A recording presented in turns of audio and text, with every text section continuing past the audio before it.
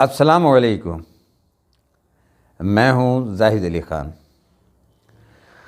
بہت سے لوگ بہت سے موضوعات پر مجھ سے سوالات کرتے رہتے ہیں، ای میل کے ذریعے بھی، واٹس ایپ کے ذریعے بھی اور ملنے پر بھی،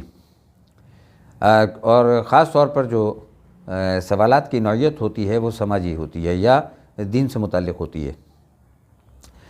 کچھ سوالات نجی نوعیت کے بھی ہوتے ہیں، جس میں ایک سوال بہت اہمیت کا حامل ہے کہ مجھ سے اکثر یہ پوچھا جاتا ہے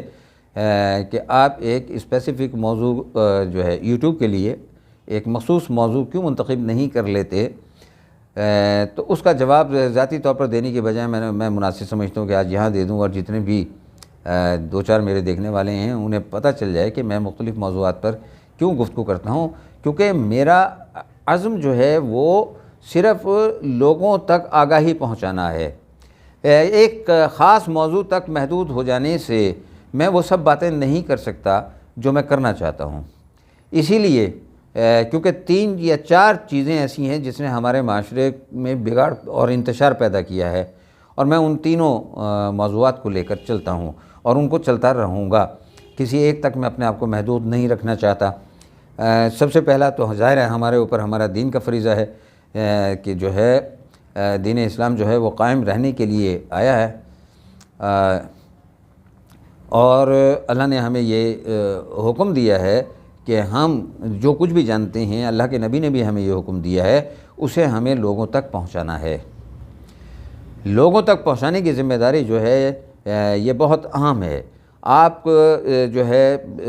جو کچھ بھی آپ جانتے ہیں، آپ نے تحقیق کی ہے، آپ نے مطالعہ کیا ہے اور اس کا کوئی نتیجہ آپ نے نکالا ہے، تو ضروری ہے کہ وہ آپ لوگوں تک پہنچائیں۔ یہ آپ کی علمی ذمہ داری بھی ہے اور یہ آپ کی شرعی ذمہ داری بھی ہے۔ نبی پاک صلی اللہ علیہ وسلم کا ارشاد مبارک ہے کہ بلغوا عنی ولو آیا، یعنی اگر آپ کے پاس ایک آیت بھی ہے تب بھی وہ لوگوں تک پہنچا دیجئے۔ تو میں چونکہ دین کے معاملات کے اندر سب سے اہم بات جو ہمارے معاشرے کے اندر جس نے طبقاتی تفریق پیدا کی ہے، میں بین المذاہب بات کر رہا ہوں، اس میں دین بہت اہم ہے، کیونکہ ہمارے حکمرانوں نے اور خاص طور پہ ڈکٹیٹرز نے جو ہے وہ دین کو ایک ٹول کے طور پر، ایک ہتھیار کے طور پر جو ہے وہ استعمال کیا۔ اور یہ اس سے پہلے یہ چیزیں جو ہیں یہ خواص کے اندر تو ہوتی تھی، لیکن عام عوام تک جو ہے نا یہ باتیں نہیں پہنچتی تھی کہ ہمارا مذہب کون سا ہے، ہمارا عقیدہ کون سا ہے، اور جو ہے ہمیں یہ کرنا ہے، ہمیں وہ کرنا ہے۔ وہ تو سیدھے سادہ جو ہے وہ نماز پڑھتے تھے، روزہ رکھتے تھے، اور جو صاحب نصاب ہے وہ زکوٰۃ دیتا تھا، زندگی آسانی سے گزر جاتی تھی۔ سب ایک دوسرے کی غمی خوشی کے اندر جو ہے وہ شریک ہوتے تھے، اور ایک طویل عرصے تک آپ دیکھیے کہ بہاولپور کے اندر بھی کوئی جو ہے مسلکی تفریق نہیں تھی،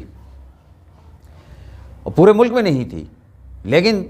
ضیاءالحق کے زمانے کے اندر جو ہے یہ ایک دم کھمبیوں کی طرح جو ہے یہ اگی، کیونکہ اسے اگایا گیا، پھر اسے پروان چڑھایا گیا، ایک بیانیہ بنایا گیا۔ وہ بیانیہ جس کا میں نے پچھلی ویڈیو کے اندر یہ ذکر کیا تھا، اور میں آئندہ زندگی رہی تو 1-2 روز میں اس پورے بیانیہ کو ایک ایک کر کے آپ کے سامنے بیان کروں گا، تب آپ کو اندازہ ہوگا کہ میں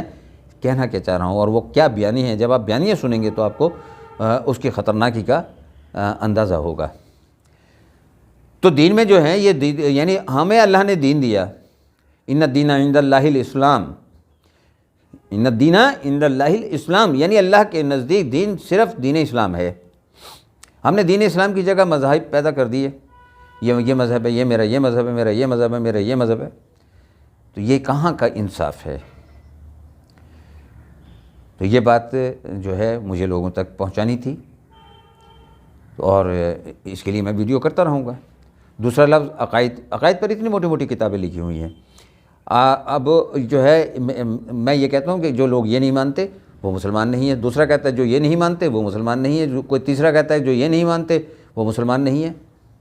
جبکہ اللہ تعالیٰ نے اور اللہ کے نبی نے طے کر دیا کہ کون مسلمان ہے اور کون کب مسلمان نہیں رہے گا، اس کے علاوہ کوئی فارمولہ ہو ہی نہیں سکتا۔ تو جو لفظ قرآن اور حدیث پاک میں نہیں آئے، ہماری تمام مسلکی جنگ جو ہے وہ انہی 2 الفاظ کے تحت، یعنی مذہب اور عقیدہ، ان کے تحت ہو رہی ہے۔ تو مجھے لوگوں کو یہ فرق بتانا ہے کہ جب کوئی آپ سے مذہب کے بارے میں بات کر رہے ہے کہ ہمارا مذہب یہ کہتا ہے، تو آپ نے سیدھا سیدھا کہنا ہے کہ نہیں، ہمیں یہ بتائیے کہ ہمارا دین کیا کہتا ہے۔ یہ سوال ہے۔ رہ گیا عقیدے کی بات، تو عقیدہ اللہ تعالیٰ نے قرآن مجید میں بتا دیا، نبی پاک صلی اللہ علیہ وسلم نے واضح کر دیا کہ 5 چیزوں پر 6 چیزوں تقدیر بھی شامل ہوگی اس کے اندر، کہ ایمان رکھنے والا مسلمان ہے۔ ان 6 چیزوں میں سے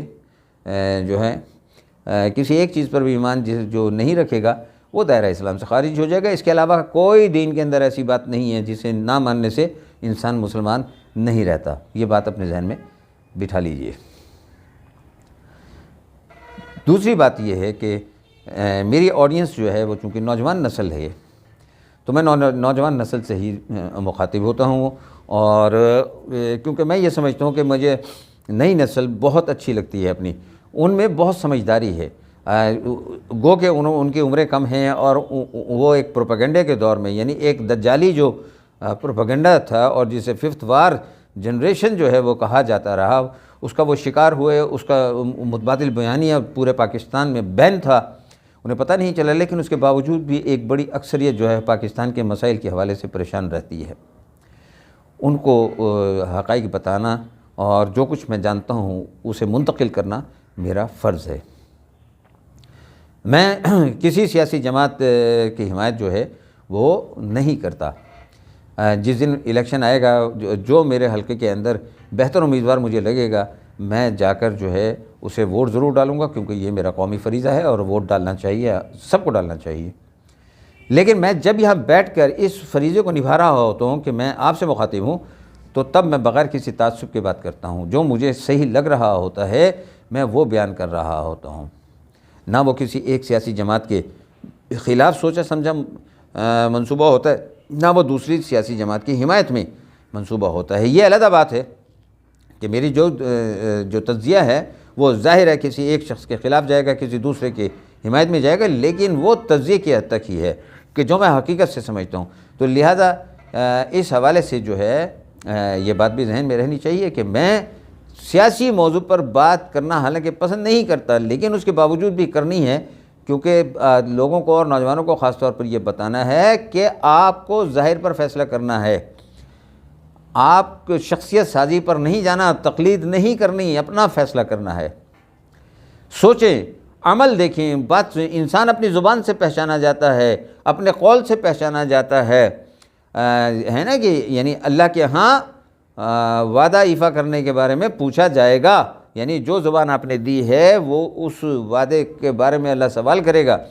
آپ زبان دے کر پھر نہیں سکتے، آپ پھر جائیں دنیا کے اندر، لیکن آخرت کے اندر آپ کو جواب دینا ہے۔ جھوٹ، اللہ تعالیٰ نے قرآن میں کسی بھی گناہ کے بارے میں یہ لفظ استعمال نہیں کیا، لیکن جھوٹ کے بارے میں جو اللہ تعالیٰ نے لعنت کا لفظ استعمال کیا۔ لہٰذا جو جھوٹا شخص ہے، جو ہر معاملے میں ہی جھوٹ بولتا ہے اور وہ جھوٹا ثابت ہو چکا ہو، تو وہ کبھی بھی بہتر انسان ہو ہی نہیں سکتا۔ جس پہ اللہ کی لعنت آ گئی وہ کیسے بہتر ہوگا؟ تو یہ بھی دیکھیے گا کہ کون جھوٹا کون سچا ہے، آپ خود یہ فیصلہ کریں گے۔ تیسرا، پاکستان کا آئین، یہ میرا بہت اہم موضوع ہے، اور میں نوجوانوں کو یہ تلقین کرنا چاہتا ہوں، اور یہی تلقین کرنے کے لیے جو ہے میں ویڈیو بناتا ہوں کہ وہ ایک تو قرآن مجید کو سمجھ کر ضرور پڑھیں، اور دوسرا پاکستان کے آئین کو بھی فرض سمجھ کر پڑھیں، تب انہیں اندازہ ہوگا کہ پاکستان جو ہے کن مسائل کا شکار ہے، اور پاکستان کے اندر کون کون سے آئینی سقم ہیں جو اس لیے پیدا کیے گئے کہ پاکستان میں جمہوریت پنپ نہ سکے۔ تو یہ وہ ان سوالوں کے جواب ہیں جو مجھ سے لوگ اکثر پوچھتے ہیں۔ کچھ سوال رہ گئے، انشاءاللہ زندگی رہی تو اگلے ویڈیو میں اس کا جواب دینے کی کوشش کروں گا۔ وما علینا الا البلاغ المبین۔